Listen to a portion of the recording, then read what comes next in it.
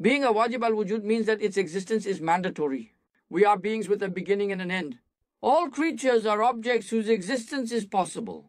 What does it mean its existence is possible? Its existence is conceivable and its absence is conceivable. For example, my absence is conceivable. I didn't exist 45 years ago. You didn't exist this many years ago. Therefore, even if we did not exist, other beings could exist.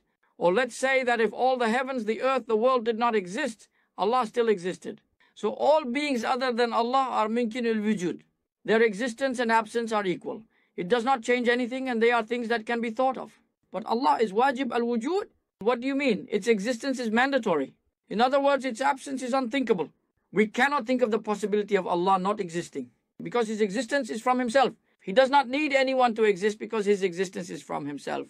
But we are not like that. Since we are dependent on the invention of Allah to exist, He could not have created us.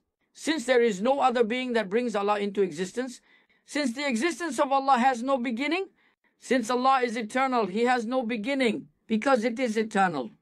It is inconceivable that He does not exist or disappear or vanish. This means that Allah is the only one whose existence is wajib.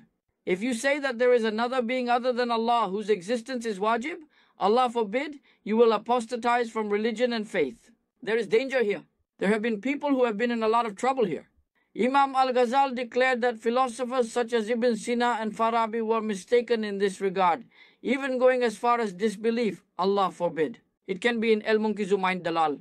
Imam Rabbani Quddisa Sirruhu states this in his Maktubat. What is the reason? Because they are convinced of the eternity of the universe. If a person says that this world has no beginning, that matter has no beginning, that is, there is no time when matter disappears. But it went from shape to shape. Smoke became a cloud, from cloud to water. But it has raw material. It exists all the time. When someone says that no matter how far back he goes, there is no period of time when it disappears, it becomes wajib al-wujud. His presence is mandatory. He equates it with Allah. This is wajib al-wujud about the heavens, the earth, or any being. Its existence is wajib and its absence is unthinkable.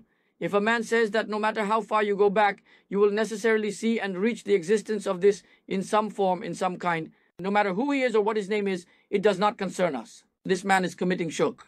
Because there is no being except Allah, whose existence is wajib. Everything is mumkin ul wujud.